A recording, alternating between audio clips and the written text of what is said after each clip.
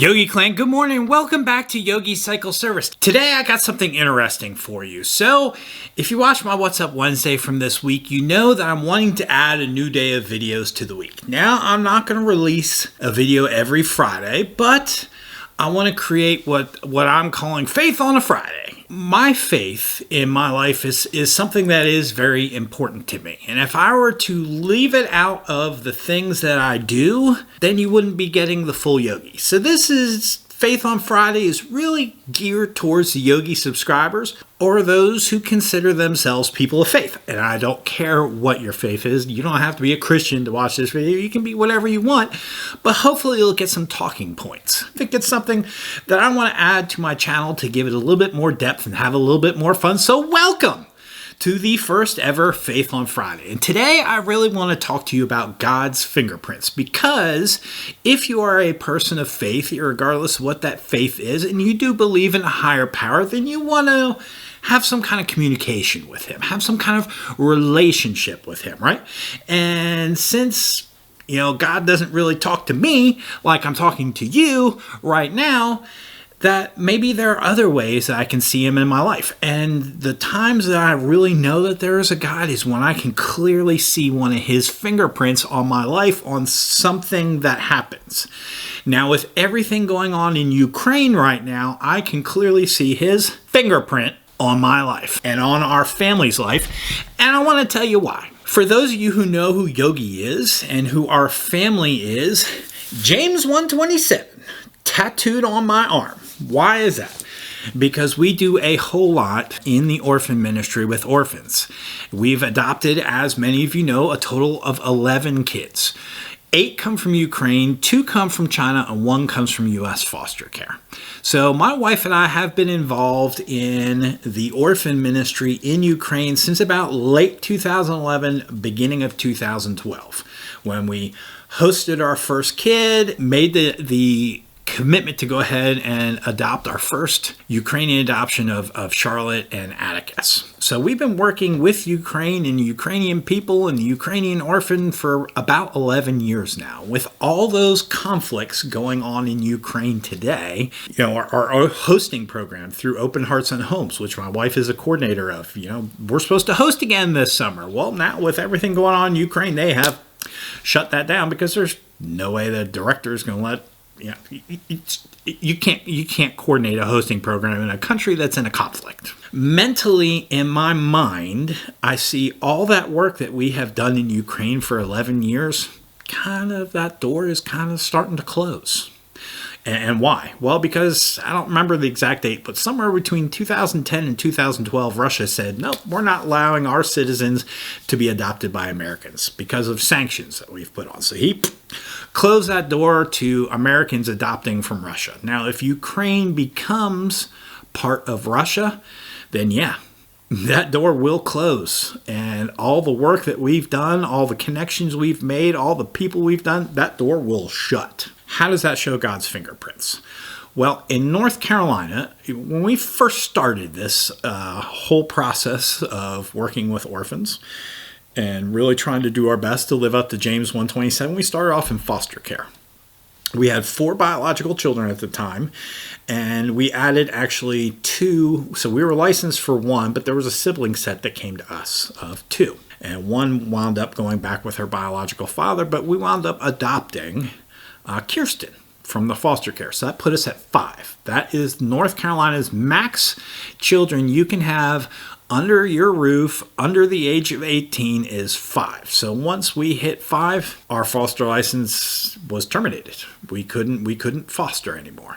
And since that point in time in 2010, we've never dipped back under 5 in our house since then, until about 2 years ago. My wife and I said, you know what? In about another year from now, Stella and Grayson, they'll turn 18. We'll be under 5. We can do fostering again. So 2 years ago, the seed was planted in our head of, hey, you can get licensed to go back to fostering again. 2 years ago. So we started that process with the agency that we had worked with prior, and because of COVID, they used that as an excuse, and they just drug their feet, and we saw it was going nowhere. So my wife and I, 10 months ago, found another agency that also does fostering. So we partnered up with them. And in that partnership program, we've been working now for 9 months to get our foster license put back in place, doing all the stuff you have to do to get licensed.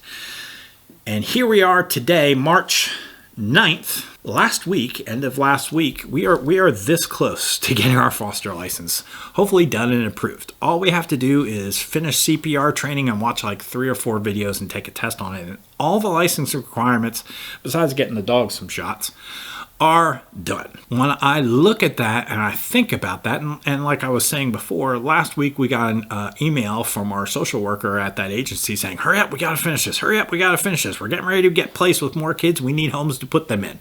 Hurry up. So I'm thinking, as I see in my head this one door closing, I see that the Lord has taken this other door and boom, here it is, and it's already opening up for us to continue doing what our family ministry is.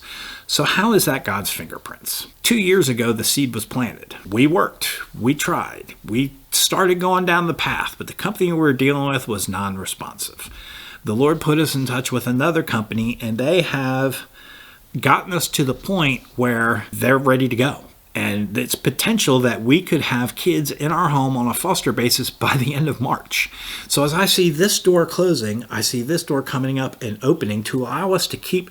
And I'm thinking, I'm like, wow, Lord, that is just such crazy timing how you did that. Crazy. I couldn't have planned that. I mean, within 30 days of one country going into a conflict, but then still having this opportunity that, you don't get licensed to be a foster parent overnight. It takes quite a while. A lot of work that has to be done. But these two dates of one finishing and one starting are intersecting almost perfectly with each other.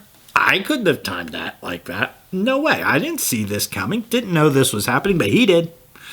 And he lined everything up where we just transitioned from one to another. And long story short, I'm not going to tell you who we're fostering with, but I have a feeling, for the past 8-9 years, we've spoken a lot of Russian in our house.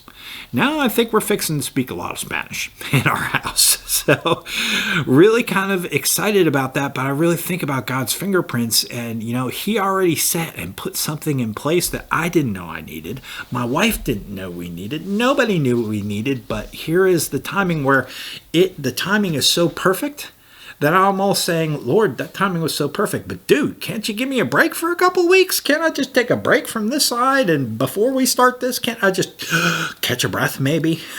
But no, his timing is so perfect. Now I realize not every situation that happens at the timing.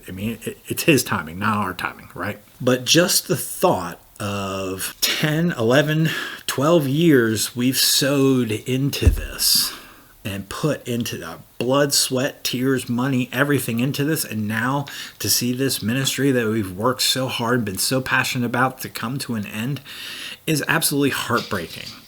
But to see another door to walk through there is totally his fingerprints.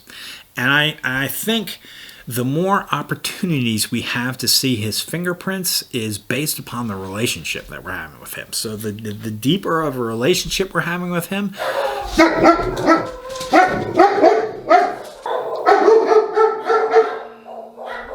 and I just think the more of a relationship that we are having with him, the more we're talking to him, the more we're praying to him, the more we're praising him, the more he's going to speak to us. But it may not be in the ways that we think it's going to be, but clearly we can see his fingerprints working on his life. And I just wanted to share that with you today because I am just amazed at the timing of all the events that are going on currently. The fact that Ukraine's going through it's going through, but yet our fostering is potentially stepping up to the plate. And I struggled with that for a while of, if we are going to be fostering kids, that may prevent some of the work. That may prevent some of the work that we're doing with the Ukrainian orphan and the people in Ukraine. And I struggled with that internally a little bit of how am I going to do this but still support this? And those answers have now come to pass. And, we can't guarantee that Ukraine's going to shut down. We still don't know what's going to happen. That door may stay open. It may continue, but it also may look different than what it looks like today. So I'm just amazed today at God's timing. And I just wanted to share that with you and just ask for your continued prayers as our family figures out its journey and its path on how we're going to give back. So thank you for joining me on this Faith on Friday, but God's fingerprints is the first topic I really wanted to talk about. I have a bunch of other things in my head that I do want to share and why I thought it was important to start this Faith on Friday. So I really thank you for joining me on this. I hope you enjoy this new little ad to the channel. And, I really want to keep this channel fun. And I really wanted to, as I said in my What's Up Wednesday, have it target my different circles of friends. Here's an extra little piece, give you some nuggets to chew on, and on Fridays we'll keep going down some of these paths and see where it takes us. If you got any suggestions, topics you want to talk about, hit me up in the comments. I'll be happy to do something around it. And thank you guys for joining. All right, y'all. Have a safe weekend. Talk to you soon.